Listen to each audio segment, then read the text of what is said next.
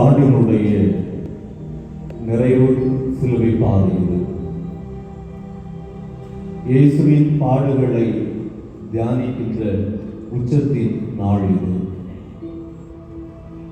சிலுவை பாதை வெறுமனே பக்தி பயணம் மட்டுமல்ல, ஆறுதலையும் பரிதாப உணர்வுகளையும் இயேசுவுக்கு விட்டு செல்ல அது ஒரு லட்சிய பாதை. இயேசுனுடைய நினைவுகளில் மூழ்கி இருப்பவர்களால் மட்டும்தான் அவரது லட்சியங்களை இதயத்தில் சுமக்க முடியும். லட்சியவாதிகளின் நினைவுகளை சுமக்க மறுப்பவனால் இலக்கு நோக்கி பயணிக்க முடியாது. எனவே இந்த சிலுவை பாதை இயேசுவின் பாடுகளின் நினைவை இதயத்தில் சுமப்பதினால் நமது வாழ்வுக்குள் பயணிப்பதற்கான அழைப்பை பெறுகிறோம் என்ற உணர்வை பெற்றுக்கொள்வோம். இயேசுவுக்காக கண்ணீர் சிந்தும் வேளையில் நமக்காகவும் கண்ணீர் சிந்துவோம். சிலுவை பாதை ஒருபோதும் முடிவு பாதை அல்ல, அது ஒரு தொடர் பாதை. எனவே இயேசுவின் பாதையில் பயணிக்கிறோம்.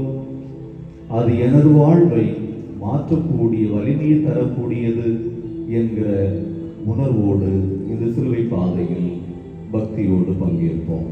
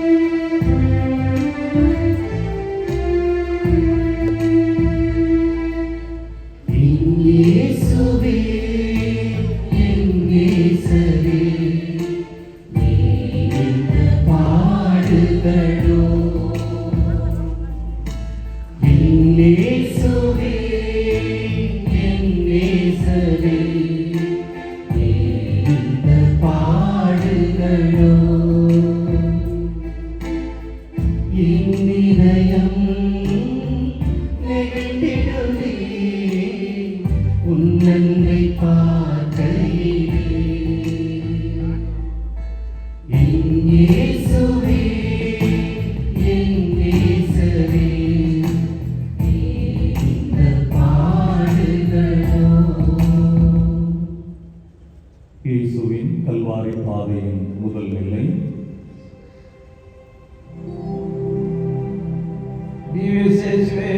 ஆராதித்து வணங்கி உமக்கு நன்றி தோற்றம் செய்கின்றோம்.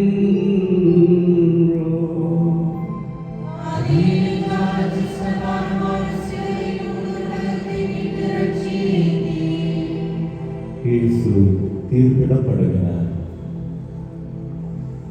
முடிவுகளை தீர்க்கமாக எடுத்த பிறகு அதை நியாயப்படுத்துவதற்கான காரணங்களை தேடும் மனிதர்கள் நாம்.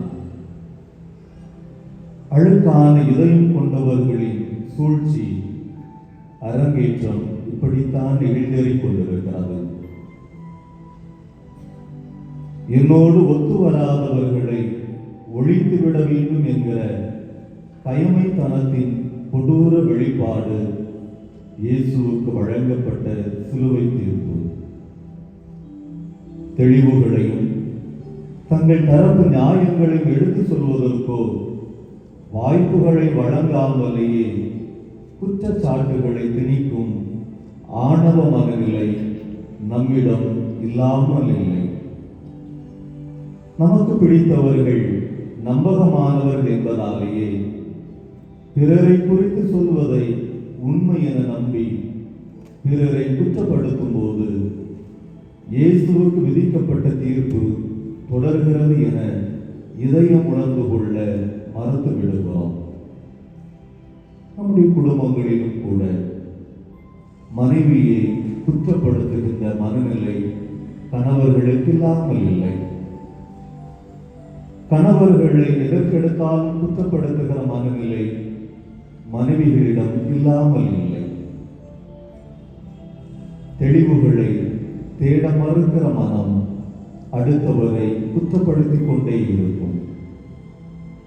இங்கே இயேசுவும் இப்படித்தான் அவரது தரப்பு நியாயங்களை அவரது தரப்பு தெளிவுகளை எதிர்பார்ப்பதற்கு பதிலாக நீ குற்றவாளிதான் என்று ஒட்டுமொத்தமாக உறக்கச் சொன்னதினால் சிலுவை தீர்ப்புக்கு, கொலை தீர்ப்புக்கு ஆளாக்கப்படுகிறார். தெளிவுகளை தேடுகிற மனநிலையை, அடுத்தவரது தரப்பு நியாயங்களை கண்டுகொள்வதற்கும் நம்முடைய இதயங்களை திறப்பதற்கு இயேசு நம்மை அழைக்கிறார். இயேசுவே, நியாயங்களை கண்டுகொள்ளவும் குற்றப்படுத்துவதற்கு முன் தெளிவுகளை தேடவும் முதிர்ச்சியான மனநிலையை தாரும். ஆமென். எங்கள் பேரில் தயவாயிரும் சுவாமி, தயவாயிரும்.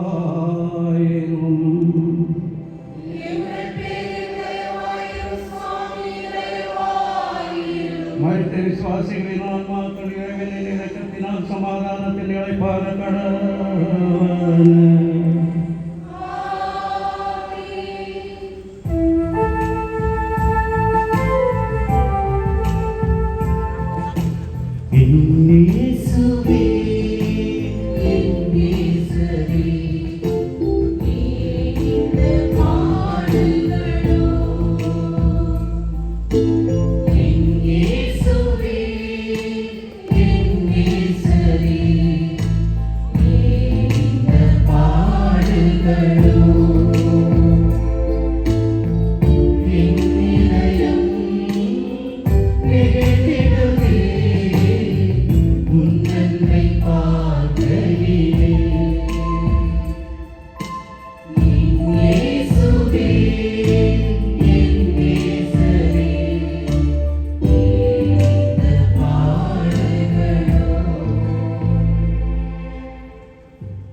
இயேசுவின் கல்வாரி பாதையில் இரண்டாம் நிலை. திவ்யேசுவே, உம்மை ஆராதித்து வணங்கி உமக்கு நன்றி ஸ்தோத்திரம் செய்கின்றோம்.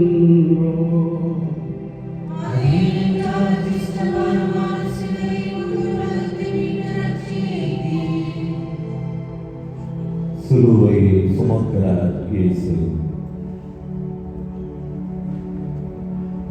தலையில் முள்முடி, உடலில் கசையடி, குருதி வடியும் முகத்தில் எச்சில் துப்பல், நெற்றியில் முகவரியான இரத்த வியர்வை, தேகமெங்கும் காயங்கள், கல்லை முள்ளையும் சந்திக்கும் பாதங்கள் என புலன்கள் யாவுமே புண்ணாகி போயிருந்த இயேசுவின் தோளில் பாரமான சிலுவை சுமத்தப்படுகிறது. ஏற்கனவே மனதளவில் உடைந்து போயிருக்கிற இயேசுவுக்கு இந்த சிலுவை இன்னும் அதிக அழுத்தத்தை கொடுக்கும் என்பதில் சந்தேகம் இல்லை. இன்று ஆராதனைக்குரியதாக கருதப்படும் சிலுவைதான் அன்று அருவருக்கத்தக்க சிலுவையாக அறியப்பட்டது. அவமானத்தின் சின்னம் என்று யூத சமூகம் கருதுகிற அந்த அடையாளத்தை இயேசு சுமக்கின்ற பொழுது அவரே அவமானத்தின் அடையாளமாக பார்க்கப்பட்டார் என்பதுதான் உண்மை. நான் தப்பித்தால் போதும், அடுத்தவருக்கு என்ன நேர்ந்தால் எனக்கு என்ன, பிறருடைய வாழ்வு பாரங்களை பற்றி எனக்கு ஏன் கவலை என்று ஒதுங்கி போகிற மனநிலையிலே குற்றமை செய்யாத ஒருவர் அவமானத்தின் சிலுவையை சுமக்கின்ற பரிதாப நிலை. சில நேரங்களில் அடுத்தவருக்கு சுமைகளை கொடுக்கின்ற மனநிலை நம்மிடமும் இல்லாமல் இல்லை. அடுத்தவர் சுமைகளோடு வாழ்கிறார்கள் என்கிற கவலையும் கூட நமக்கு இல்லை. பிறருடைய நிலையில் இருந்து சிந்திக்கின்ற மனநிலை நம்மிடம் இல்லாததினால்தான் தொடர்ந்து அடுத்தவருக்கு அவதூறுகளையும் கெட்ட பெயர்களை கொடுத்து பிறருக்கு சுமைகளை கொடுத்து கொண்டே இருக்கிறோம். இயேசுவுக்கு கொடுக்கப்பட்ட சுமைகளைப் போல நாமும் எத்தனை பேருக்கு சுமைகளை வார்த்தைகளாலும் செயல்களாலும் கொடுத்திருக்கிறோம் என்பதை சிந்திப்பதற்கு இயேசு நம்மை அழைக்கிறார். இயேசுவே, தவறை செய்யாத நீர் சுமைகளை சுமப்பதற்கு முன் வந்தீர். அடுத்தவருக்கு சுமைகளை கொடுக்காத திறந்த மனநிலையை எங்களுக்கு தாரும். ஆமென். எங்கள் பேரில் தயவாயிரும் சுவாமி, தயவாயிரும்.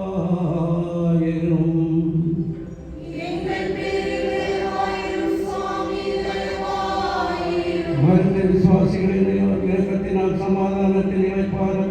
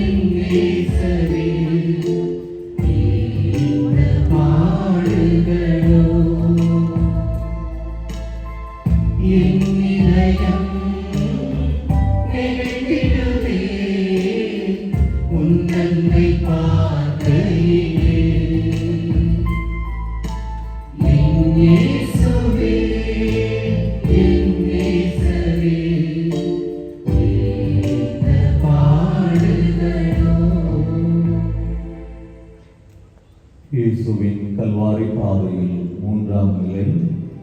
திவ்யசேசுவே, உம்மை ஆராதித்து வணங்கி உமக்கு நன்றி ஸ்தோத்திரம் செய்கின்றோம்.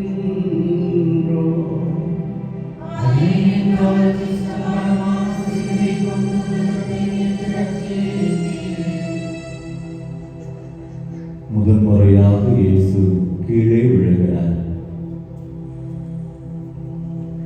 தோளை அழுத்தும் சிலுவை, உடலை வருத்தும் முள்முடியும் கசையடையும்,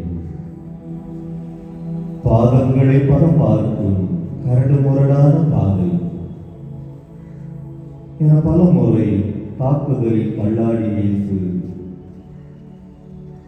உடல் சோர்ந்து கீழே விழுகிறார். எத்தகைய பலசாலிகளும் பல முறையில் இருந்து நெருக்கப்படும் பொழுது விழுந்து விடுவது இயல்பானதுதானே. ஏற்கனவே இயேசுவின் இதயம் உடைந்து போயிருக்கிறது. கூடவே உடலின் சுமை சிலுவை வடிவில் அழுத்தும் பொழுது என்ன செய்ய முடியும்? கீழே விழுவதை தவிர. இயேசு விழுந்து கிடப்பதை அனுதாப கண்களோடு பார்ப்பவர்கள் வீழ்ச்சி கற்பிக்கிற பாடத்தை விருப்பத்துடன் கற்றுக்கொள்ள முயற்சிக்க வேண்டும். பொறாமை உணர்வை தங்களுடைய இதயத்துக்குள் வைத்துக் கொண்டு அடுத்தவரின் வளர்ச்சியை ஒருபோதும் பொறுத்து கொள்ளாமல் எப்பொழுது அடுத்தவர் கீழே விழுவார்கள் என்று காத்து கிடக்கிற மனநிலை நமக்கு உண்டு. நண்பர்களாய் வாழ்ந்து துரோகிகளாய் மாறி அடுத்தவர் இழக்காட்டுகிற கூட்டங்களும் இன்று நம்மோடு இல்லாமல் இல்லை. குடும்பங்களிலே, நாம் வேலை செய்கிற இடங்களிலே நம்மை விழக்காட்டுகிற சூழ்ச்சி சிந்தனைகள் ஏராளம் அரங்கேறிக் கொண்டிருக்கின்றன. அடுத்தவர்கள் கீழே விழுவதை பார்த்து மனதிற்குள் எத்தனைக்கின்ற குள்ளநெறி கூட்டங்கள் இன்னும் நம்மிடம் ஏராளம் உண்டு. அடுத்தவரின் வீழ்ச்சியை மகிழ்ச்சியோடு பார்க்கிற மனநிலை பல மனிதர்களுடைய இதயத்தில் இன்னமும் உயிரோட்டத்துடன் இருந்து கொண்டிருக்கிறது என்பதின் அடையாளம் இயேசுவின் விழுதல் கற்றுத்தருகிறது. நம்முடைய வாழ்வில் அடுத்தவரை கீழே தள்ளுவதையோ, பொறாமை உணர்வோடும் துரோகத்தின் உணர்வுகளோடும் அடுத்தவருக்கு குழி தோண்டுகிற மனநிலையை நம்முடைய இதயத்தில் இருந்து நீக்கி விடுவதற்கு இயேசு நம்மை அழைக்கிறார். இயேசுவே, பலரது வீழ்ச்சிக்கு எனது பொறாமை உணர்வும் துரோக உணர்வும் காரணமாக இருந்திருக்கின்றன. இத்தகைய துரோகத்தின் உணர்வுகளில் இருந்தும் பொறாமை உணர்வுகளில் இருந்தும் நான் விடுபட வரம் தாரும். ஆமென். எங்கள் பேரில் தயவாயிரும் சுவாமி, தயவாயிரும்.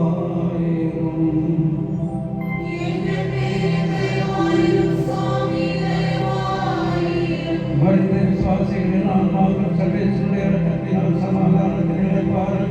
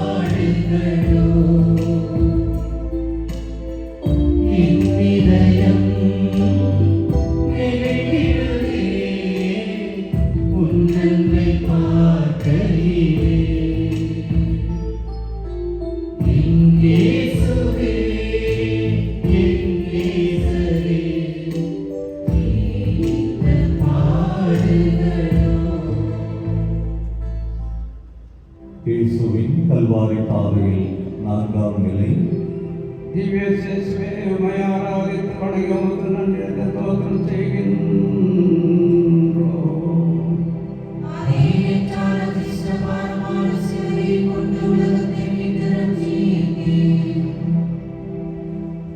தன் அம்மாவை சந்திக்கிறார் இயேசு.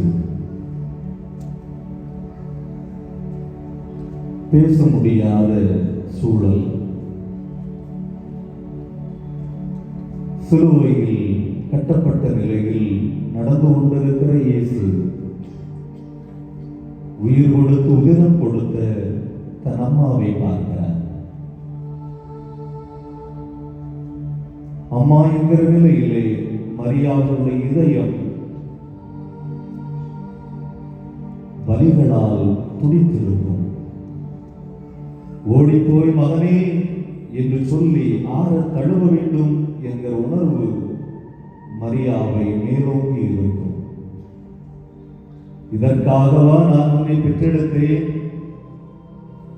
இதற்காகவா உன்னை வளர்த்தேன் என்கிற எண்ணத்தின் குமுறல்கள் மரியாவின் இதயத்தை பதமாற்றிருக்கும். அம்மா என்கிற நிலையில் தன்னுடைய பிள்ளை கீழே விழுவதையோ, குற்றவாளி என தீர்ப்பிடப்படுவதற்கோ, அநியாயமாக பாரங்கள் சுமப்பதற்கோ விரும்புவதில்லை. ஆனாலும் கொடூரத்தின் சூழலில் மரியா தன் அன்பு மகனை ஏறெடுத்து பார்க்கிறார். தனது பார்வையால் தன் மகனுக்கு நம்பிக்கை கொடுக்கிறார்.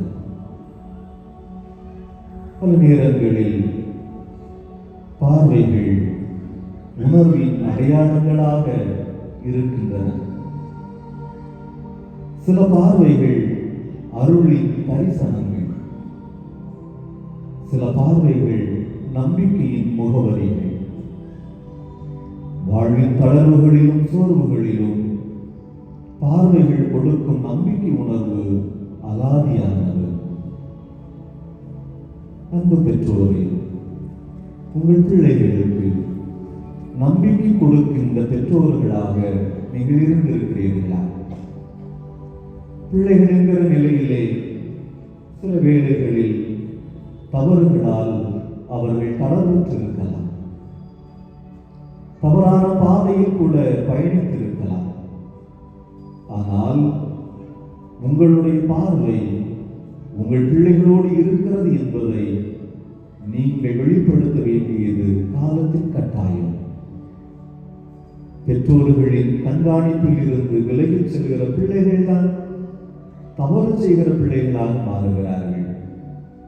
அன்பு பெற்றோரே, உங்கள் கண்காணிப்பில் உங்கள் பார்வைகளுக்குள் உங்கள் பிள்ளைகளை உருவாக்குவதற்கு ஒரு பொழுதும் தவறிவிடாதீர்கள்.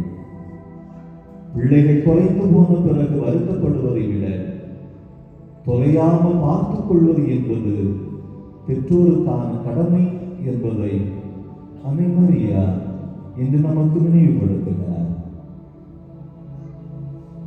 இயேசுவே, அன்னை மரியாவை போல மகன் என்கிற நிலையில் உமக்கு நம்பிக்கை தருகிற பெற்றோர்களாக எங்களுடைய பெற்றோர்கள் எங்களுக்கு நம்பிக்கை தரவும் அவர்களுடைய பார்வைகளுக்குள் நாங்கள் எப்பொழுதும் வாழவும் வரம் தாரும். ஆமென். எங்கள் பேரில் தேவாயிரும் சுவாமி தேவாயிரும்.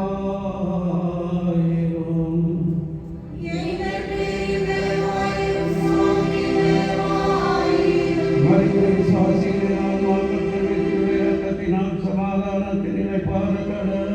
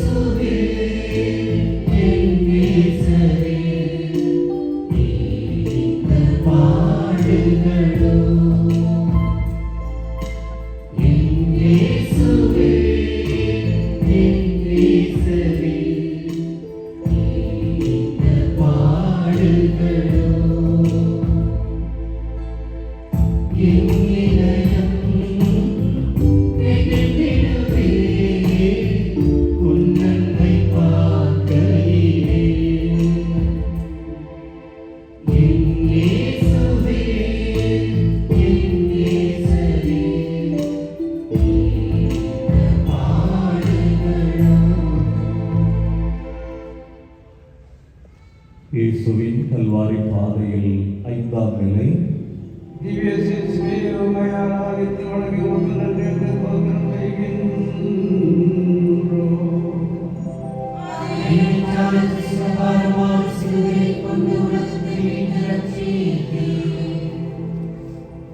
சிலுவையை சுமக்க சீமோன் உதவுகிறார்.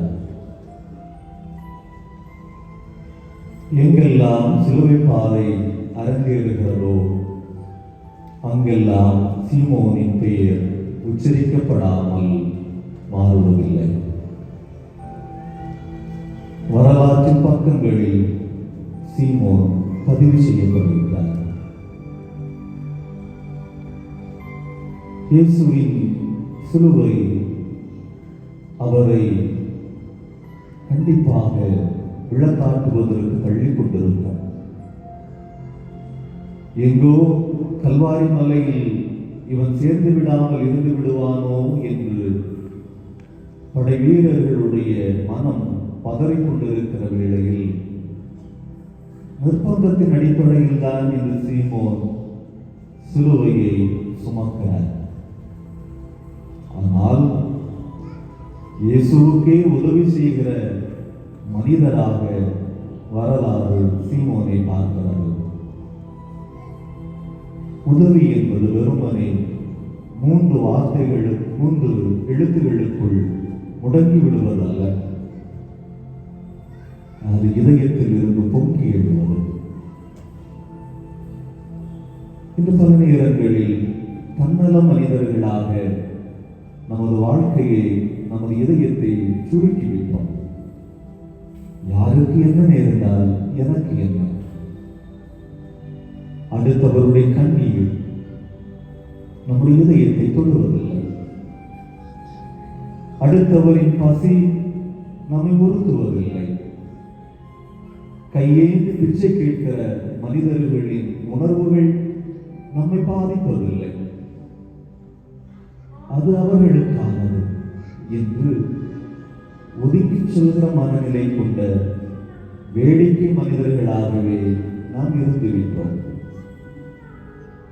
பசியிலும் பட்டினியும் ஆடையின்றியும் இந்த சமூகத்தில் எத்தனையோ மனிதர்கள் நிர்வாண மனிதர்களாக வாழ்ந்து கொண்டிருக்கிறார்கள். அவர்களை நமது இதயம் பார்க்கிறதா என்கிற கேள்விக்கு சீமோன் என்று பதில் சொல்லுகிறார். எனக்கே எதுவும் இல்லை, அடுத்தவருக்கு நான் எப்படி உதவி செய்வது என்கிற மனநிலையை விடுத்து என்னிடம் இருப்பதில் இருந்து ஏதாவது கொடுக்க முடியுமா என்கிற இதயத்தை கிழித்து பார்க்கிற கேள்வியை சீமோன் நமக்கு விடுக்கிறார். தன்னலத்தின் சுவர்களுக்குள் முடங்கி கிடக்காமல் பிறரது கண்ணீரை காண்கிற மனநிலையை கடவுள் இது நமக்கு தருகிற அறிவுவல்ல. சீமோன் இயேசுவுக்கு உதவி செய்கிற இந்த நிலை தருகிற அழைப்பு.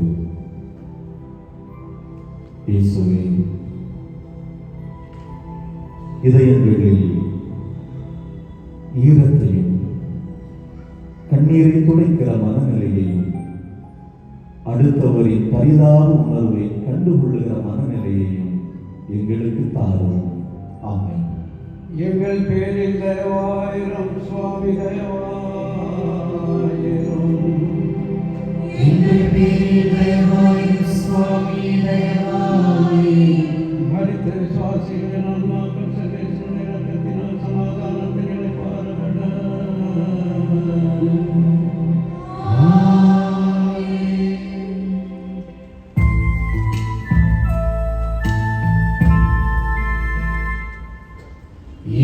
இயேசுவே, என் இயேசுவே,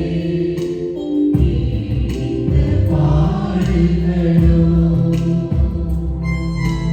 என் இயேசுவே, என் இயேசுவே, இந்த பாடுகளோ என் இதயம் நெகிழ்ந்திடவே உன்னை பார்க்கையிலே. என் இயேசுவே, என் இயேசுவே, இந்த பாடுகளோ. இயேசுவின் கல்வாரி பாதையில் 6ஆம் நிலை. திவ்ய இயேசுவே, உம்மை ஆராதித்து வணங்கி மக்கள் நன்றிருந்த தோற்றம் செய்கின்றோம்.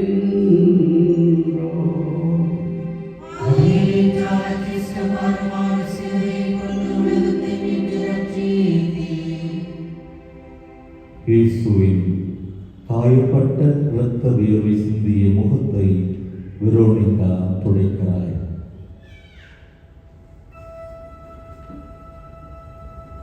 சிலுவையை சுமந்து வருகிற வழியில் தொடர்ந்து அடி விழுந்து கொண்டிருந்தது. ஏற்கனவே தலையில் அழுத்தப்பட்ட முள்முடியில் இருந்து இரத்தம் வழிந்தோடி கொண்டிருந்தது. கண்கள் திறப்பதற்கு முடியாத சூழ்நிலையில் ஆண்டவர் இயேசுவுடைய பயண பாதை இருந்திருக்கும். முகமெல்லாம் அலங்கோலம். இந்த அலங்கோல முகத்தை பார்க்கிற வெரோனிகா கூட்டத்தில் இருந்து ஓடி செல்கிறார். இந்த முகத்தை பார்ப்பதற்கு தானே 3 ஆண்டுகள் உன் பின்னால் இந்த மக்கள் கூட்டம் ஓடி வந்தது. இந்த முகத்தில் இருக்கிற புன்னகையை பார்த்துதானே மக்கள் எல்லோரும் பின்தொடர்ந்தார்கள். இந்த முகம் தருகிற வசீகரத்தின் கூக்குரல் எங்கள் இதயங்களை தொட்டதே. இந்த கேள்விகள் எல்லாம் வெரோனிகாவின் இதயத்தில் வழிந்தோடி இருந்தது. இந்த முகமா எப்படி இருக்கிறது? பயம் இல்லாமல், பயக்கம் இல்லாமல் இயேசுவின் இரத்த வியர்வை படிந்த முகத்தை தன் கையில் வைத்திருக்கக்கூடிய துணியால் துடைக்கிறாள். துடைத்த வெரோனிகாவுக்கு இயேசு கொடுக்கிற பரிசு மிக அழகானது. தனது முகத்தை, முக அடையாளத்தை வெரோனிகாவின் துணியில் பதிவு செய்கிறார். அந்த பதிவு வெறுமனே துணியில் மட்டும் பதிக்கப்படவில்லை, வெரோனிகாவின் இதயத்தில் அது பதிவு செய்யப்படுகிறது. அடுத்தவருடைய இதயங்களில் நமது முகத்தை பதிவு செய்வதற்கு இயேசு நம்மை அழைக்கிறார். இந்த உலகத்தில் வாழ்கிறோம், பிறகு கடந்து போய்விடுவோம். எத்தனை பேருடைய இதயங்களில் நமது முக அடையாளத்தை விட்டு சென்றிருக்கிறோம் என்கிற கேள்விக்கு என்றைக்காவது பதில் தேடி இருக்கிறோமா? நான் சம்பாதித்த நண்பர்கள் யார்? நான் சம்பாதித்த உறவுகள் யார்? என்னுடைய இறப்பின் வேளையில் என்னுடைய முகத்தை தங்களுடைய இதயத்தில் தாங்கி என் கல்லறையில் என்னோடு பயணித்தவர்கள் யார் என்கிற கேள்விக்கு பதில் தேட இந்த நிலை நம்மை அழைக்கிறது. நாம் செய்கிற நற்செயல்கள் அடுத்தவருடைய இதயங்களில் நமது முக அடையாளத்தை பதிவு செய்யும். வெரோனிகாவினுடைய இதயத்தில் இயேசுவின் முக அடையாளம் பதிவு செய்யப்பட்டது. இயேசுவின் இதயத்தில் வெரோனிகாவின் முகம் பதிவு செய்யப்பட்டது. நாம் யாருடைய இதயங்களில் நம்முடைய இதயத்தை பதிவு செய்ய போகிறோம்? இயேசுவே, நாங்கள் செய்கிற நற்செயல்களால் அடுத்தவர்களுடைய இதயங்களில் எங்கள் முக அடையாளத்தை பதிவு செய்வதற்குரிய ஆற்றலை தாரும். ஆமென். எங்கள் பேரில் தயவாயிரும் சுவாமி, தயவாயிரும்.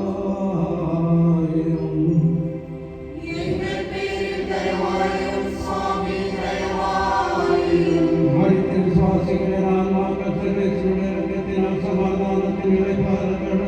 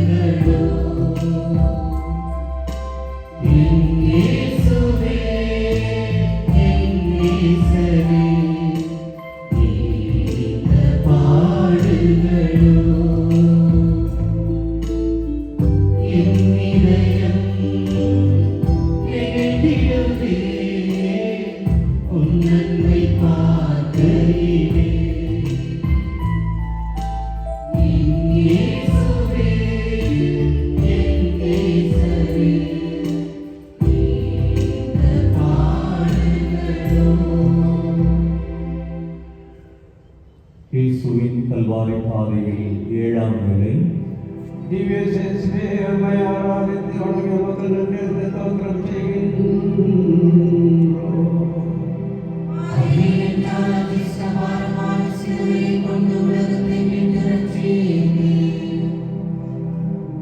இரண்டாம் முறையாக இயேசு மண்ணை முத்தமிடுகிறார். கல்வாரி பாதையில் அடுத்த சறுக்கல் இயேசுவுக்கு. மனதிலே ஏராளமான குழப்பங்கள், மனக்கலக்கங்கள் இயேசுவுக்கு இருந்திருக்கும். வெரோனிகா என்னுடைய முகத்தை துடைத்திருக்கிறார், சீமோன் எனக்கு உதவி செய்திருக்கிறார். இப்படி நல்ல மனிதர்கள் இருக்கின்ற உலகத்திலே என்னை சூறையாடுவதற்கு இந்த கூட்டம் என்னோடு வந்து கொண்டிருக்கிறதே என்கிற மனக்குழப்பம் இயேசுவை ஆழமாக பாதித்திருக்கும். அடிகளும் வலிகளும் இயேசுவை இன்னும் கொடூரத்திற்கு ஆளாகிக் கொண்டிருக்கின்ற வேளையில் அவருடைய மனக்குழப்பம் அவரை விழத்தாட்ட செய்திருக்கிறார். எங்கே மனம் குழம்பி இருக்கிறதோ அங்கே வீழ்ச்சிகள் சாத்தியம். எனவே மனத்தெளிவு என்பது காலத்தின் கட்டாயம் என்பதை இயேசு நமக்கு கற்றுத் தருகிறார். மனம் குழம்புகின்ற பொழுது தெளிவுகள், முடிவுகள் சரியாக இருக்காது. எனவே தெளிந்த மனம் சரியான முடிவை தேர்ந்தெடுக்கும். இயன்றவரை அடுத்தவரை மனக்குழப்பங்களுக்கு ஆளாக்க வேண்டாம். அடுத்தவரை புலம்புவதற்குரிய சூழலை ஏற்படுத்த வேண்டாம்.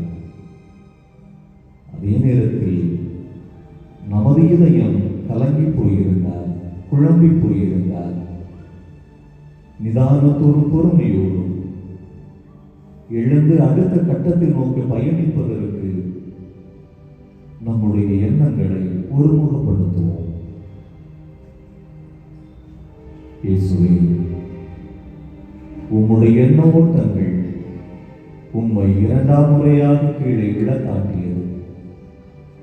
ஆனால் உமது இதயத்தின் லட்சியம் வீழ்ச்சியிலிருந்து எழும்ப வேண்டும் என்பதை சொல்லிக் கொண்டே இருந்தது.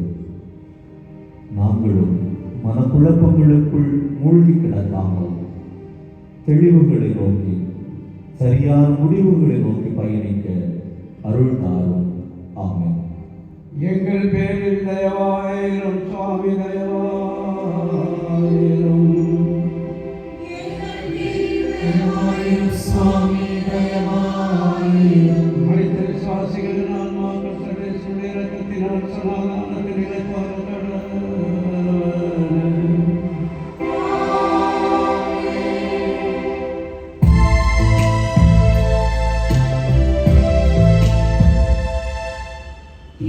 இயேசுவே, இயேசுவே,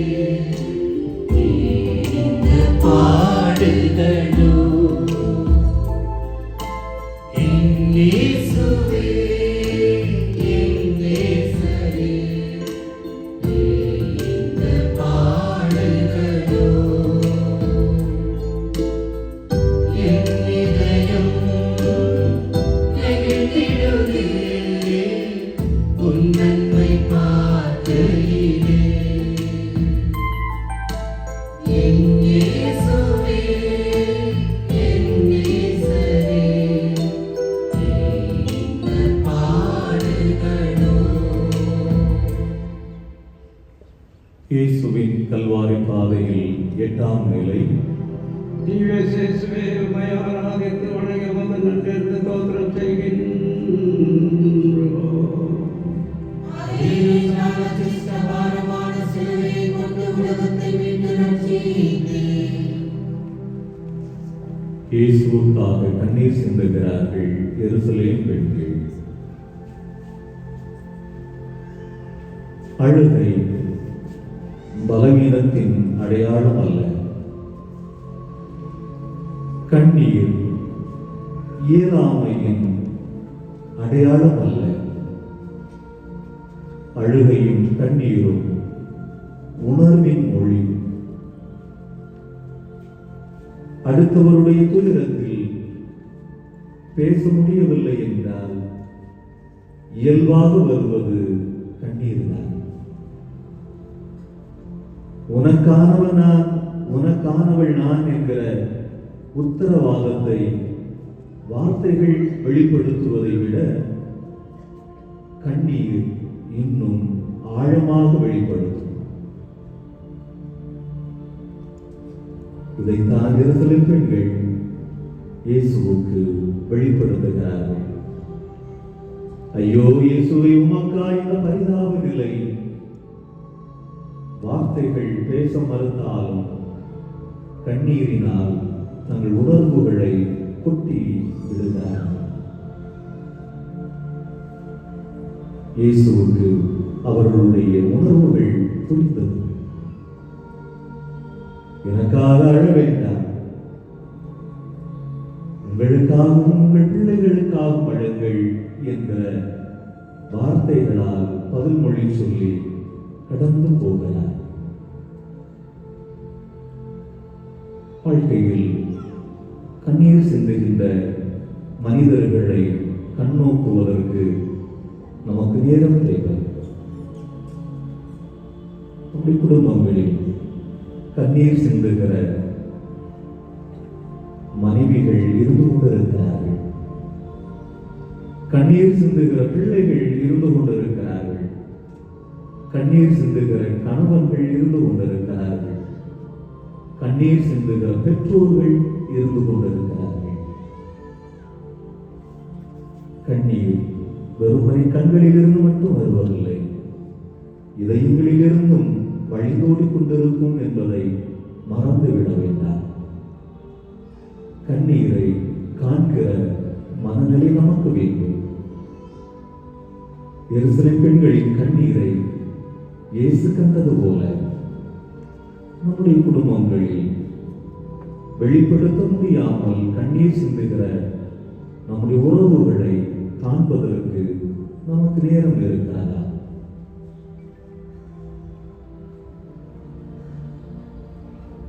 இயேசுவே, எருசலேம் பெண்களுக்காக கண்ணீர் சிந்துவதை உங்களுடைய உடனிருப்பால் வெளிப்படுத்தி எங்கள் குடும்பங்களில் வெளியில் சிரித்துக் கொண்டு இதயங்களில் அழுது கொண்டிருக்கிற எங்கள் உறவுகளை கண்ணோக்குவதற்கு வரம் தாரும். ஆமென். எங்கள் பேரில் தயவாயிரும் சுவாமி, தயவாயிரும்.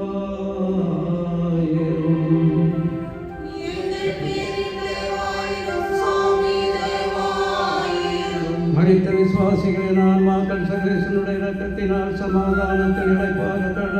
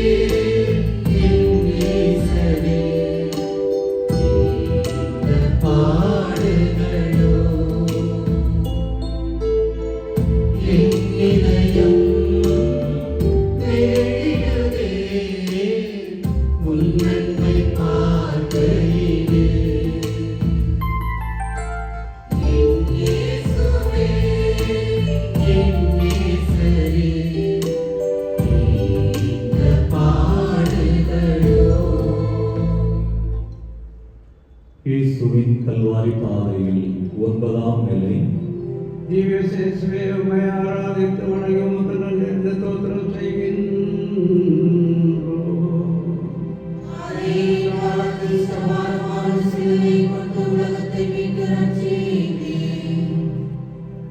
மூன்றாம் முறையாக மண்ணை முத்தமிடுகிறார் இயேசு. இதோ கொலைக்களம் கண்ணுக்கு எட்டும் தொலைவில் தான் இருக்கிறது. ஆனால் உடலோ தன் பலத்தை தவணை முறையில் இழந்து கொண்டிருக்கிறது. வாடகை மனிதர்களின் சாட்டையடிகளும் தசையடிகளும் இயேசுவின் உடலை பதம் பார்த்து கொண்டிருக்கின்றன. எஞ்சி இருக்கிற உயிர் தாக்கு பிடிக்க முடியுமா என்கிற சூழ்நிலையிலே இதோ இயேசு கீழே விழுகிறார். விழுந்தவரை அப்படியே பரிதாபத்தோடு தூக்குவதற்கு பதிலாக இதயங்களில் வைத்திருக்கக்கூடிய வக்கிர உணர்வுகளினால் மீண்டும் அடித்து இயேசுவை எழச் செய்வதற்கு தூண்டுகிறார்கள் படைவீரர்கள். வாழ்க்கையில் பலவீனங்களால் விழுவது என்பது இயல்பானதுதான். சோர்வுகள் வாழ்வில் சாத்தியம்தான். ஆனால் பலவீனங்களை நியாயப்படுத்துகிற மனிதர்களால் ஒரு பொழுதுமே எழுந்து நடக்க முடியாது. எனது பலவீனம் என்ன, எனது சோர்வுகள் என்ன என்பதை கண்டுகொள்ளுகிற மனிதனால் மட்டும்தான் வாழ்வை நோக்கி, வளர்ச்சியை நோக்கி எழுந்து நடக்க முடியும். உடல் பலவீனத்தால் விழுந்த இயேசு எழ வேண்டும் என்பதில் தீர்க்கமாக இருந்தார். ஆனால் பல நேரங்களில் நம்முடைய வாழ்வு சூழ்நிலையில் நம்முடைய பலவீனங்களில் இருந்து எழுவதற்கு நமக்கான நேரங்களை நாம் கண்டுகொள்வதில்லை. போதை பழக்கங்களுக்குள் விழுந்து கிடக்கிற மனிதர்கள் நம்முடைய குடும்பங்களில் இல்லாமல் இல்லை. அது ஒரு சமூக அடையாளம் என்று நாம் நினைத்துக் கொண்டிருக்கிறோம். இல்லை, போதை பழக்கம் குடும்பத்தின் வீழ்ச்சியின் அடையாளம். அலைபேசிகளில் வருகிற சூதாட்டங்களுக்குள் முடங்கி கிடக்கிற மனிதர்களால் எத்தனை குடும்பங்கள் வீழ்ந்து கிடக்கின்றன. பிள்ளைகள் படிக்கின்ற காலத்திலே பெற்றோர்களுக்கு தெரியாமல் தங்களுக்கான தவறுகளால் வீழ்ந்து கிடக்கிறார்கள் என்பதை எத்தனை பேர் கண்டுணர்ந்து இருக்கிறோம். நியாயப்படுத்துகிற மனிதர்களால் பலவீனங்களில் இருந்து எழ முடியாது. இயேசு எழுந்தார்.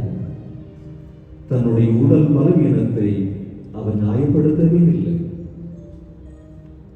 நாம் இப்பொழுது நம்முடைய பலவீனங்களில் இருந்து எழப்போகிறோம். இயேசுவே, எல்லோருக்குமான பலவீனம் தான் எனக்கானது என்கிற வார்த்தையை விட என் பலவீனத்தை நான் ஏற்றுக்கொள்ளவும் அதிலிருந்து விடுபடவும் தீர்க்கமான துணிச்சலான மனநிலையை தாரும். ஆமென். எங்கள் பேரில் தயவாயிரும் சுவாமி, தயவாயிரும். எங்கள் பேரில் தயவாயிரும் சுவாமி, தயவாயிரும். மனித விசுவாசிகளின் ஆன்மாக்கள் சர்வேசனுடைய இரக்கத்தினால் சமாதானத்தின் இளைப்பாற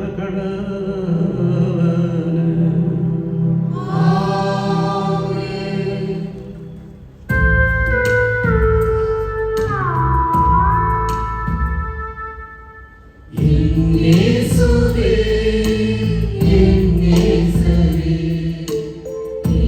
இந்த பாடுகளோ இயேசுவே, இயேசுவே, இந்த பாடுகளோ என் இதயம் நெகிழ்ந்திடுதே உன்னை பார்க்கையிலே. இயேசுவே, இயேசுவே, இந்த பாடுகளோ. இயேசுவின் கல்வாரி பாதையில் 10ஆம் நிலை. திவ்யேசுவே, உம்மை ஆராதித்து வணங்கி உமக்கு நன்றி தோத்திரம் செய்கின்றோம்.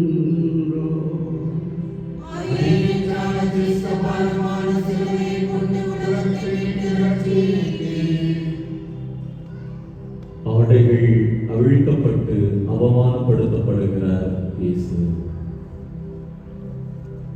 இதோ கொலைக்களம் வந்தாகிவிட்டது. மனதிலே நிம்மதி படைவீரர்களுக்கு அப்பாடா, இயேசுவை கொண்டு வந்து சேர்த்து விட்டோம், இதோடு முடிந்து விட்டது என்று நினைத்தால் இல்லை, இனிமேல் தான் அரங்கேறுகிறது அவமானத்தின் உச்சக்கட்டம். ஆசை ஆசையாய் அணிவிக்கப்பட்ட இயேசுவின் ஆடை அவிழ்க்கப்படுகிறது. ஆடைகள் அவிழ்க்கப்பட்டால் மனிதன் நிர்வாணத்தை தவிர வேறு எந்த நிலையிலும் தன்னை வெளிப்படுத்த முடியாது. இந்த உலகத்தில் காணக்கூடாத கொடூரத்தின் உச்சத்தை இயேசு அங்கு சந்தித்திருப்பார் அல்லவா?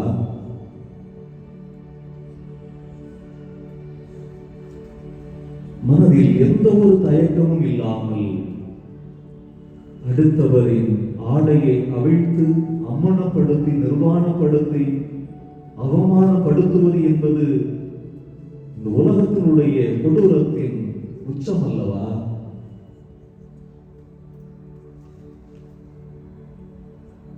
பதில் மொழி சொல்லாமல் இயேசு ஏற்றுக்கொண்டிருக்கிறார் என்றால் எவ்வளவுக்கு இதயத்தை அவர் அடக்கி வைத்திருக்கிறோம். இந்த உலகத்திலே மானம் என்பது, தன் மானம் என்பது எவ்வளவுக்கு மேன்மையானது என்பதை கண்டுகொள்ள மறுத்திருக்கிறோம்.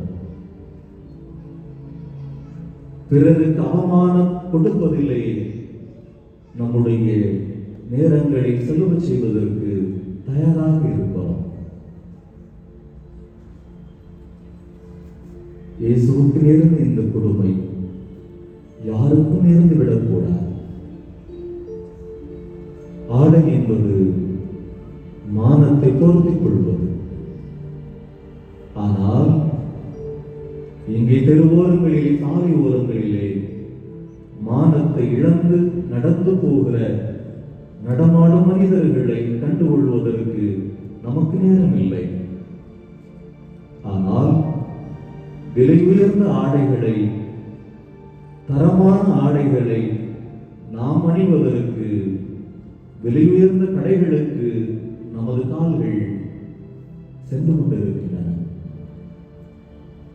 என் கண் முன்னால் ஆடையின்றி கிடக்கிற மனிதனுக்கு ஆடை கொடுப்பதற்கு பதிலாக ஆண்டவனுக்கு பட்டாடை உடுத்தி அழகு பார்க்கிற பக்தி கூட்டங்களாக நாம் மாறி இருக்கிறோம். எளிமையின் ஆண்டவர் இன்று அலங்காரத்தின் ஆண்டவராக மாற்றப்பட்டிருக்கிறார் என்றால் நமது பக்தி எந்த அளவிற்கு அர்த்தமில்லாத பக்தியாக இருந்திருக்கிறது. ஆடை இல்லாதவனுக்கு ஆடை அணிவிக்கின்ற பொழுது எனக்கே ஆடை அணிவிக்கிறீர்கள் என்று கற்றுத்தந்த இயேசு ஏதோ ஆடையின்றி இருக்கிறார். மானமிழந்து இருக்கிற மானுடத்தை மனுக்குலத்தை நமது செயல்களால் அழகு பார்ப்பதற்கு முன்வருவதற்கு நம்முடைய இதயத்தில் இட வேண்டும். அடுத்தவருக்கு அவமானம் என்னுடைய இதயத்தை ஊடுருவ வேண்டும் என்ற உணர்வோடு வாழ்வதற்கு இந்த நிலை நம்மை அழைக்கிறது. இயேசுவே, உமக்கு ஆடை அணிவித்து உம்மை அலங்காரப்படுத்துவதை விட அடுத்தவருக்கு ஆடை அணிவிக்கவும் அடுத்தவரை அவமானப்படுத்துவதில் இருந்து விலகி நிற்கவும் வரம் தாரும். ஆமென். எங்கள் பேரில் தயவாயிரும் சுவாமி, தயவாயிரும். எங்கள் பேரில் தயவாயிரும் சுவாமி, தயவாயிரும். மனித விசுவாசிகளை நான் நாங்கள் சர்வேஸ்வருடைய இரக்கத்தினால் சமாதானத்தில் நிலைப்பார்கள்.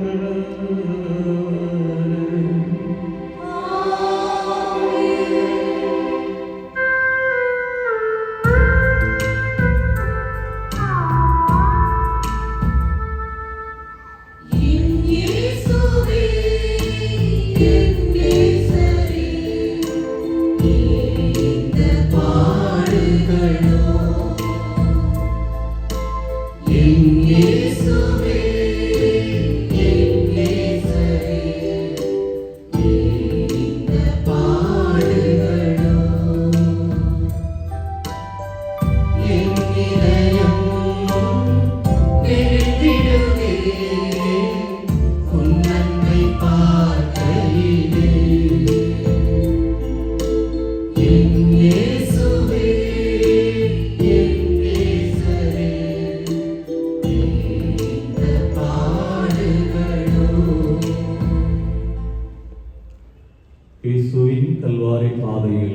ஒன்றாம் நிலை. திவ்யசேசுவே உம்மை ஆராதித்து வணங்கி உமக்கு நன்றி தோத்திரம் செய்கின்றோம். அரியணைக்கான கிறிஸ்த பாரமான சிலுவையை கொண்டு உலகத்தை மீட்டு ரட்சித்தீர். ஆணிகளால் அறையப்படுகிறார் இயேசு. இதயங்களில் ஈரம் இல்லாதவர்கள் அரங்கேற்றும் அரக்கக் குணம் இது. அடுத்தவனுடைய வலியை கண்டுகொள்ளாமல் காயப்படுத்த வேண்டும் என்கிற ஒற்றை உணர்வோடு தீர்க்கமாக இருக்கிற அசிங்கப்பட்ட மானுடத்தின் அரங்கேற்றம் இது. இதோ சிலுவையில் கிடத்தப்பட்ட இயேசுனுடைய கைகளை மரத்தோடு அழுத்தி பிடித்து எலும்புகள் துடைக்க, நரம்புகள் துடைக்க ஓங்கி அடிக்கப்படுகிற ஆணி. கால்கள் எவ்வளவுக்கு பலமானவையாக இருக்கும் என்பது நமக்கு தெரியும். அந்த நரம்புகளின் எலும்புகளை ஊடுருவி செல்கிறது அடிக்கப்பட்ட ஆணி. ஐயோ என்கிற வலியால் கத்தியிருப்பார், கதறியிருப்பார் இயேசு. இதை பற்றியும் கவலை கொள்ளாமல், உன்னை காயப்படுத்துவதை விட எனக்கு வேற என்ன வேலை? நீ அழுதால் எனக்கு என்ன? எனக்கான கடமை உன்னை ஆணிகளால் முடக்குவதுதான் என்பதை தவிர வேறு எதுவுமே இல்லை என்பது போன்று படை வீரர்கள் இயேசுவை ஆணிகளால் அடித்து முடக்குகிறார்கள். வாழ்க்கையில் காயங்கள் கொடுத்து பழக்கப்பட்டவர்கள் நாம், வலிகளை கொடுத்து பழக்கப்பட்டவர்கள் நாம். வார்த்தைகளால் எத்தனையோ மனிதர்களை காயப்படுத்தி இருப்பார். எது உண்மை எது பொய் என்று தெரியாமல் காதுகளுக்கு வந்து சேருகிற செய்திகளை அடுத்தவருக்கு பரப்பி பிறருடைய நற்பெயருக்கு களங்கம் விளைவித்து காயப்படுத்தி இருக்கிறோமே. புரணி பேச்சுகளால், வதந்தி பேச்சுகளால் எத்தனையோ பேருடைய இதயங்களை காயப்படுத்தி இருக்கிறோமே. இயேசுவுக்கு அடிக்கப்பட்ட ஆணிகளைப் போல வார்த்தைகளால் எத்தனை பேரை காயப்படுத்தி கடந்து போயிருக்கிறோம். உடலில்பட்ட காயங்கள் கூட ஆறிப்போகும். ஆனால் நாவினால் வெளிப்படுத்திய காயங்கள் கடைசி வரைக்கும் ஆறாது என்பதை மறந்துவிட்டிருக்கிறோம். மனித குலமே, பிறரை காயப்படுத்துவதில் இருந்து நீ எப்பொழுது விலகி நிற்கப் போகிறாய்? நான் கத்தியால் காயப்படுத்தவில்லையே, சரிதான். அதைவிட உனது வார்த்தை என்னை காயப்படுத்தி இருக்கிறதே.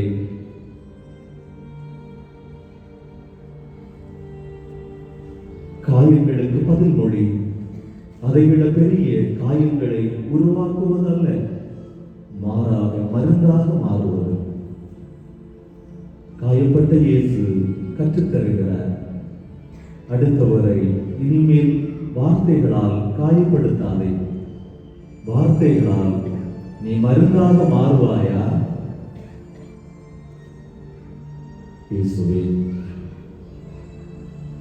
காயப்பட்ட உடல் எங்களுக்கு கற்றுத்தருகிறது, இனிமேல் அடுத்தவரை காயப்படுத்தக்கூடாது என்று. உண்மையை கண்டுகொண்டு பிறரை களங்கம் விளைவிப்பதற்கு பதிலாக பிறரை ஏற்றுக்கொள்ளவும் பிறருடைய வாழ்வுக்கு வலிகளை கொடுக்காமல் இருக்கவும் வரம் தாரும். ஆமென். எங்கள் பேரில் தயவாயிரும் சுவாமி, தயவாயிரும்.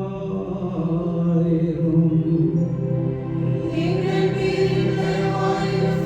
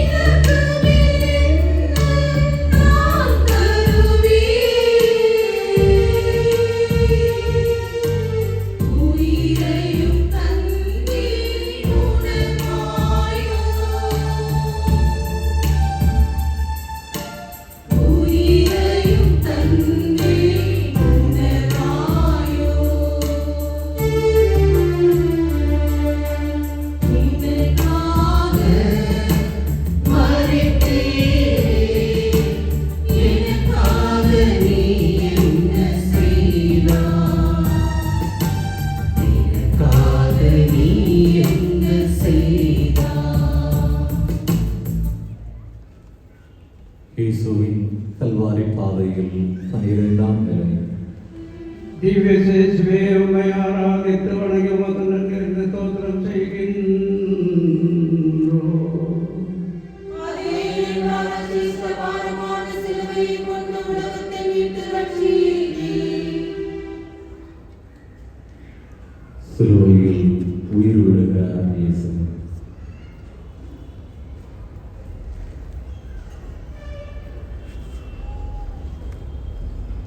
எல்லாம் நிறைவேறிவிட்டது என்கிற ஒற்றை வார்த்தைக்குள் தனது லட்சியத்தை உலகத்திற்கு சொல்லி தனது உயிர் மூச்சை துறக்கிறார் இயேசு.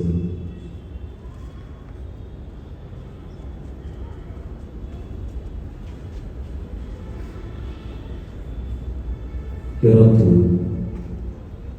இந்த உலகம் ஒரு பொழுதும் ஏற்றுக்கொள்ள முடியாத ஒன்று.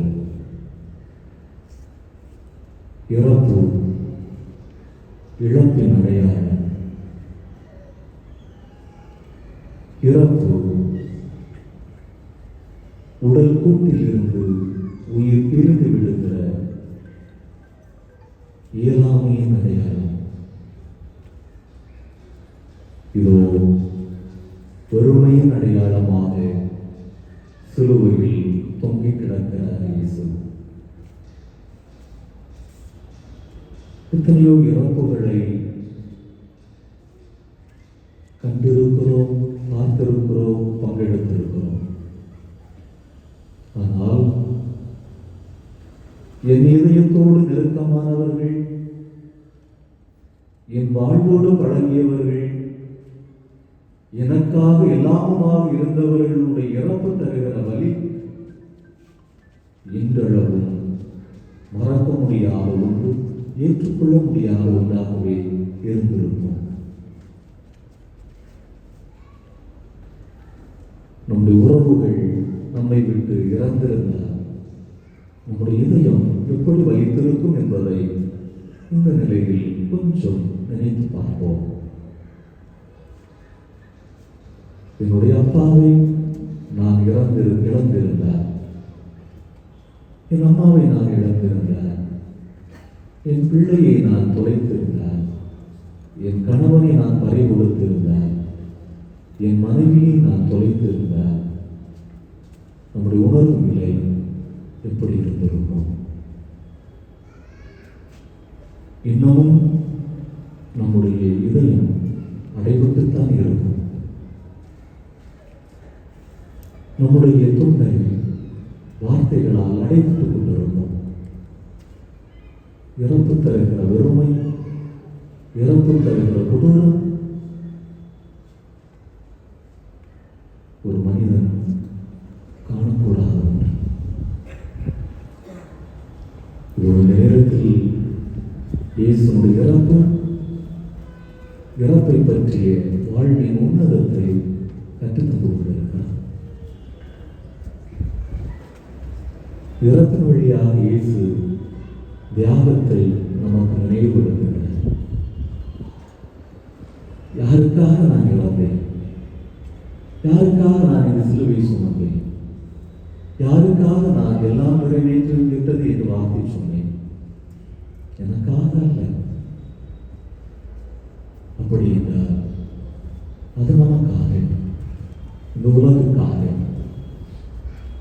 எனவே தியாகம்தான் இயேசுவின் இறப்பிற்கு பதில் தருகிறது.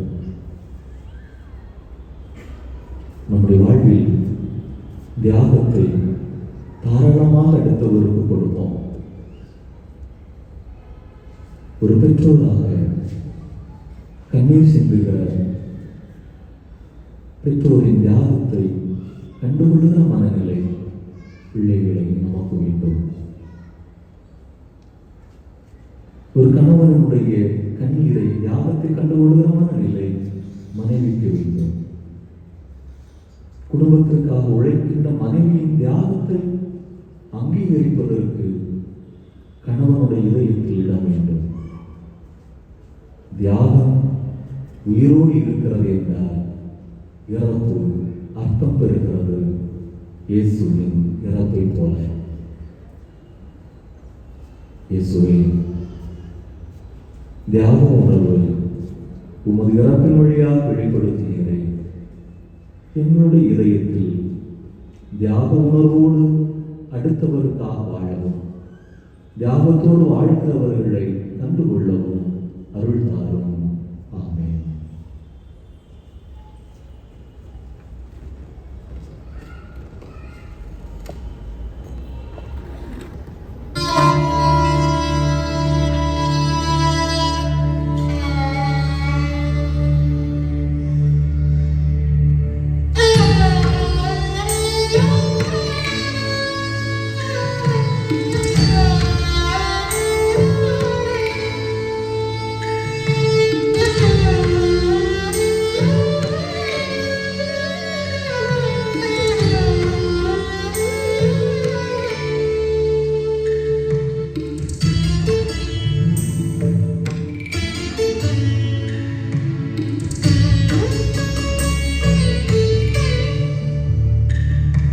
கல்வாரி சிகரமதில்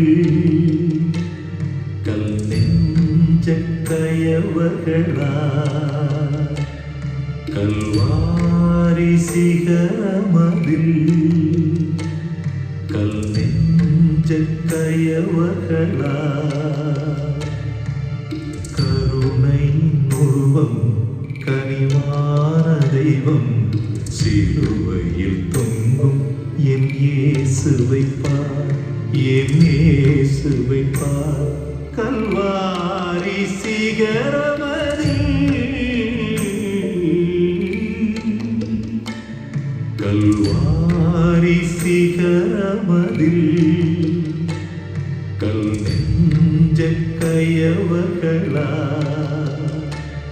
கல்வாரி சிகரமதில் கல் நெஞ்ச கயவர்களா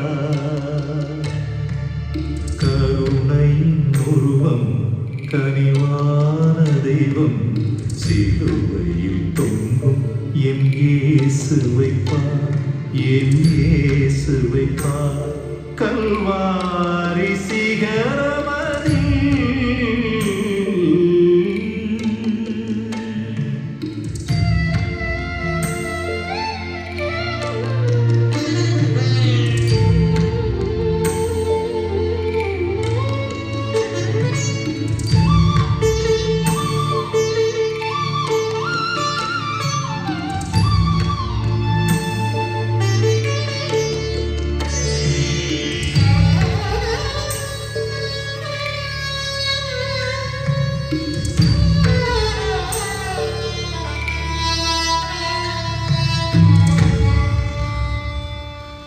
தீர்ப்பிடா என்று சொன்ன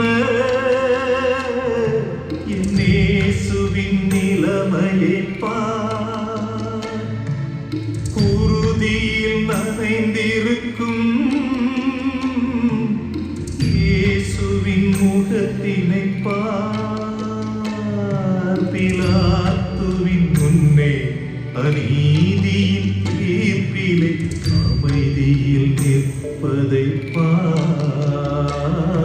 பிலாத்துவின் முன்னே அநீதியின் தீர்ப்பிலே அமைதியில் நிற்பதை பார்.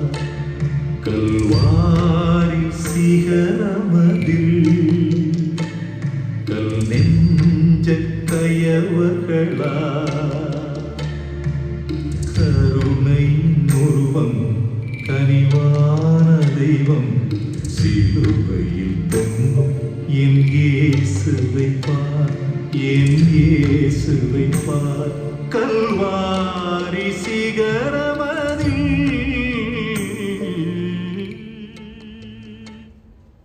எங்கள் பேரில் தயவாயிரும் சுவாமி தயவாயிரும்.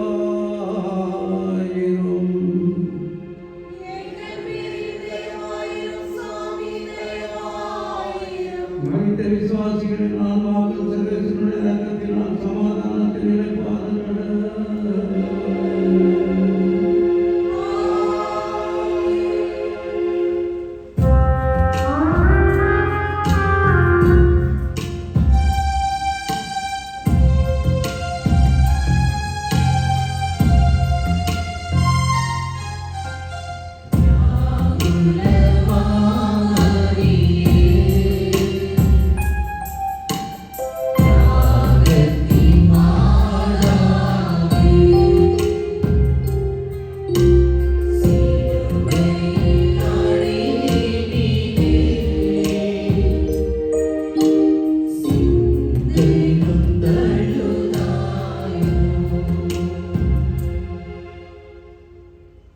இயேசுவின் கல்வாரி பாதையில் 13ஆம் நிலை. திவ்யேசுவே உம்மை ஆராதித்து வணங்கி உமக்கு நன்றி என்று தோற்றம் செய்கின்றோம்.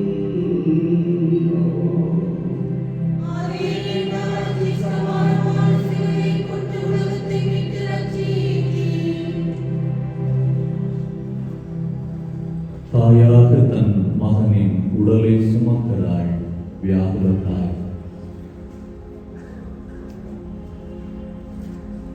இறைமகன்தான் என்றாலும் ஆசையாய் வளர்த்த தன் மகன் உயிரற்ற நிலையில்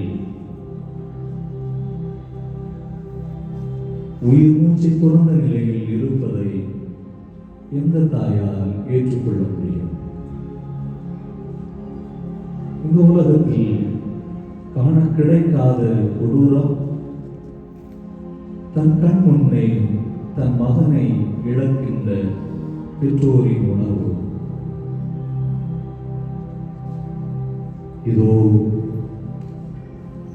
எல்லாம் முடிந்துவிட்டது என்று ஓடிப்போன கூட்டத்தின் நடுவிலே ஒற்றை மனுஷியார்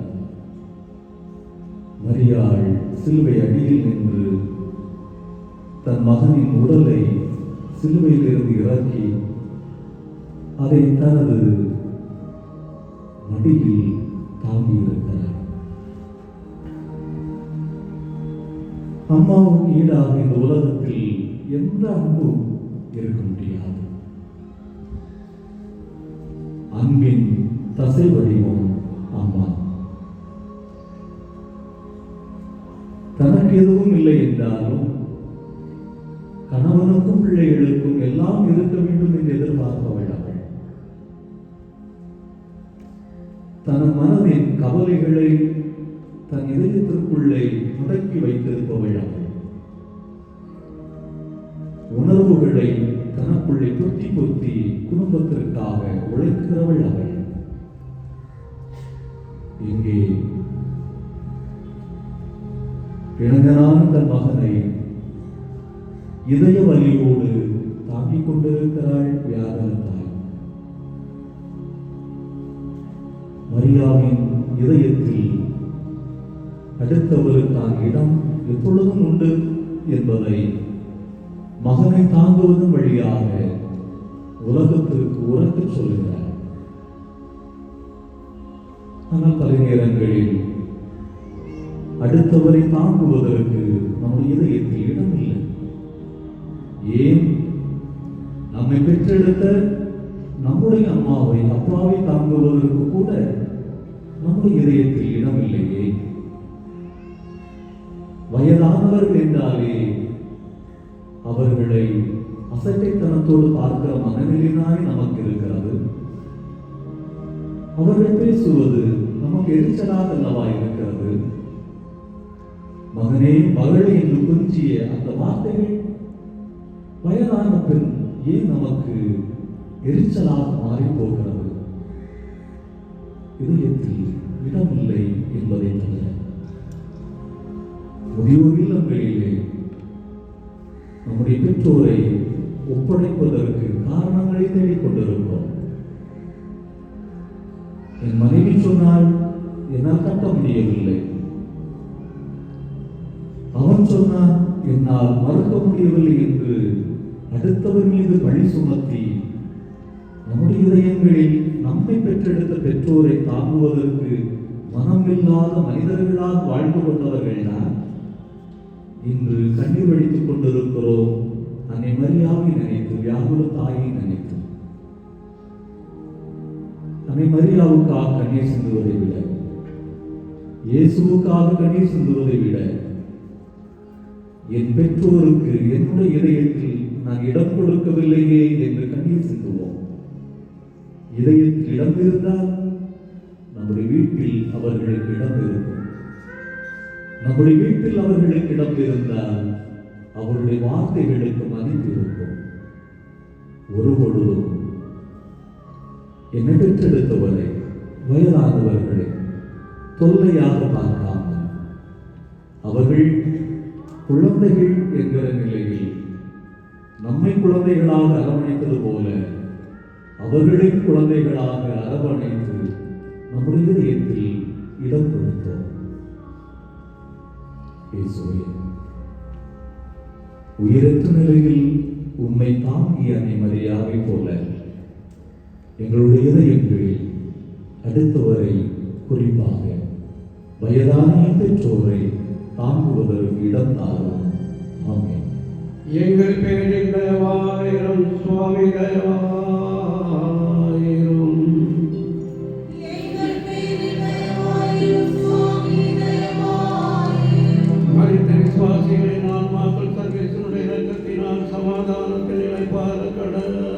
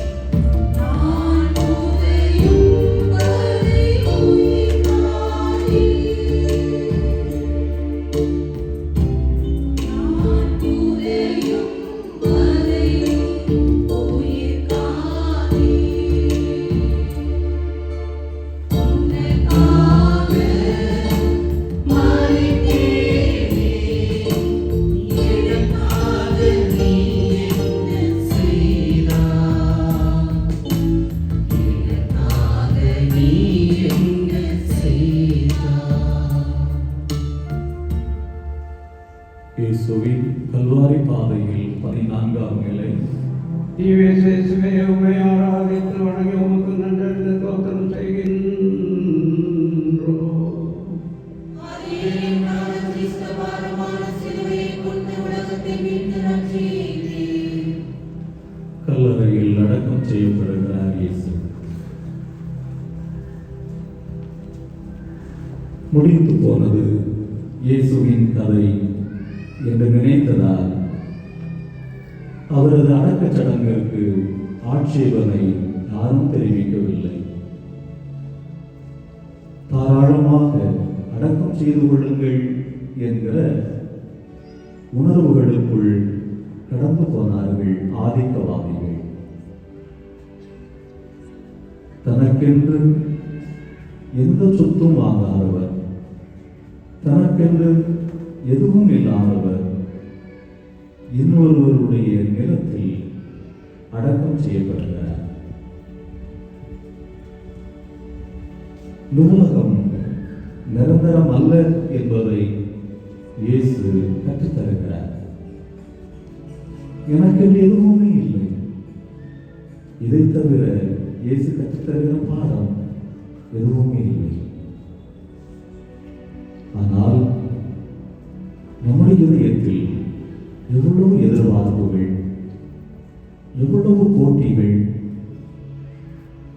பணத்திற்காக, சொத்துக்காக, காசுக்காக, நிலத்திற்காக, உறவுகளை கூட பணமாக வைத்துவிட்டு நிலத்தின் மீதும் சொத்தின் மீதும் நகைகளின் மீதும் ஆர்வம் காட்டுகிற மனநிலை இது நமக்கு ஏராளம் உண்டு. இந்த உலகத்தில் இறந்த பிறகு நம்மோடு வருவது எது? பாசமும் உறவும் தானே. நாம் சம்பாதித்த பணமோ சொத்தோ எதுவுமே இல்லை. இந்த வெறுமையின் அடையாளமாக இந்த கல்லறை நமக்கு பாடம் புகட்டுகிறது. அன்பிற்குரிய சொந்தங்களே, பணத்தை முன்னிலைப்படுத்தி நம் உடன்பிறப்புகளை நாம் விலக்கி இருக்கிறோமா? சொத்தை முன்னிலைப்படுத்தி நண்பர்களிடம் இருந்து விலகி இருக்கிறோமா? நம்முடைய பெற்றோரை கை நழுவி விட்டு இருக்கிறோமா? இயேசுவின் கல்லறை கற்றுத்தருகிறது, எதுவுமே நிரந்தரம் இல்லை. நிரந்தரமற்ற இந்த உலகத்தில் உறவுகளும் பாசங்களும் அன்பும் தான் நிரந்தரம். அது இயேசுவின் கல்லறை இன்றும் கற்றுத்தருகிறது. இந்த நினைவை இதயத்தில் சுமந்து செல்வோம். நினைவுகளை சுமக்கிற மனிதர்களால் மட்டும்தான் வாழ்க்கையின் அர்த்தங்களை கொண்டாட முடியும் என்பதை இயேசுவின் கல்லறை கற்றுத்தருகிறது. இயேசுவே, வெறுமையோடு இந்த உலகத்தில் வந்தீர், பெருமையோடு இந்த உலகத்தை விட்டு சென்றீர். எங்களுடைய இதயம் வெறுமையான இதயமாக இருக்கட்டும். ஆனால் அதே நேரத்தில் உம்முடைய இதயம் அன்பால் நிறைந்தது போல வெறுமையான எங்கள் இதயம் அன்பால் மட்டுமே நிறைந்திருப்பதற்குரிய ஆற்றலை உமது கல்லறை நினைவாக எங்களுக்கு கற்றுத்தரட்டும். ஆமென். எங்கள் பேரில் தயவாயிரும் சுவாமி, தயவாயிரும். எங்கள் பேரில் தயவாயிரும் சுவாமி, தயவாயிரும். மரித்த விசுவாசிகளின் ஆன்மாக்கள் சர்வேசனுடைய இரத்தத்தினால் சமாதானத்தை நிலைப்பாட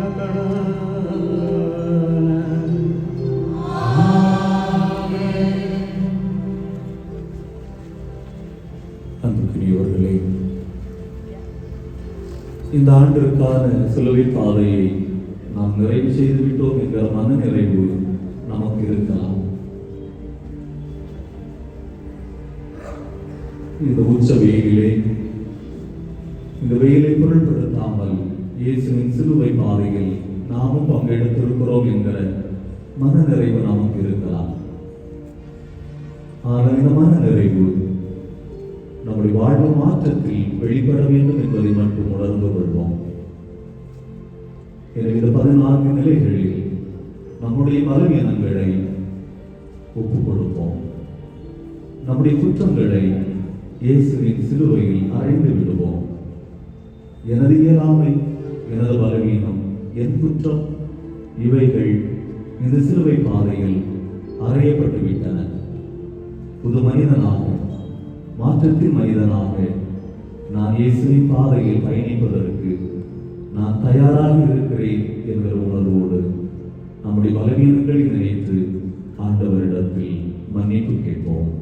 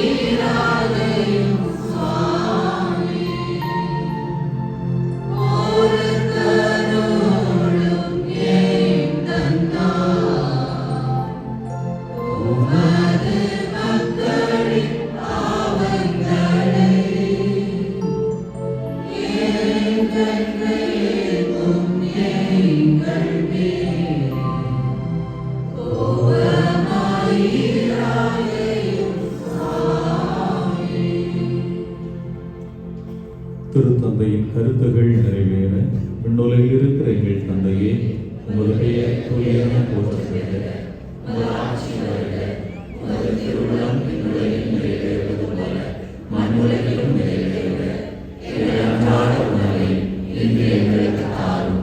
எங்களுக்கு எதிராக குற்றம் செய்வோரை நாங்கள் மன்னிப்பது போல எங்கள் குற்றங்களை மன்னியும். எங்களை சோதனைக்கு உட்படுத்தாதையும், தீமையிலிருந்து எங்களை விடுவித்தருளும்.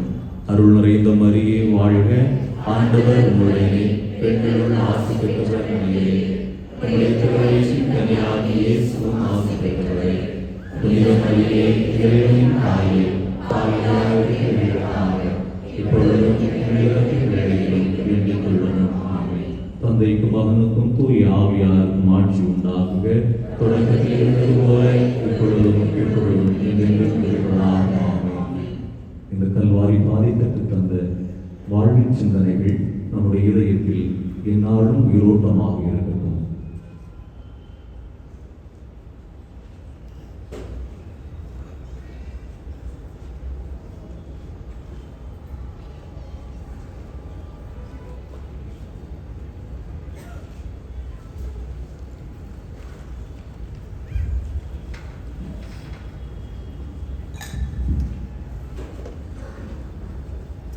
எல்லாம் வல்ல இறைவன் தந்தை மகன்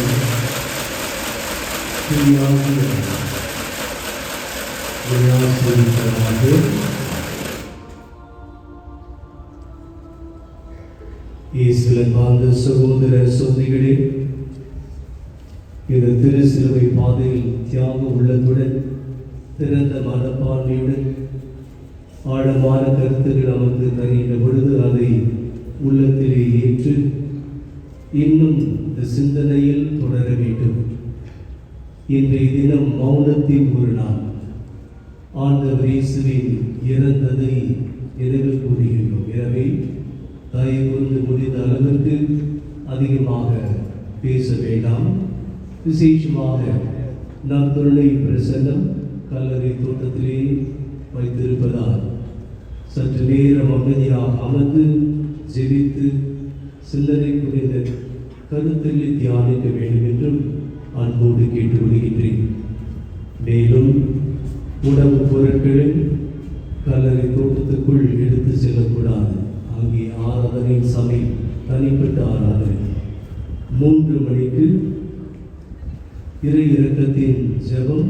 அதை முடிந்தவுடன் நற்பணியானது உள்ளே வைக்கப்படும்.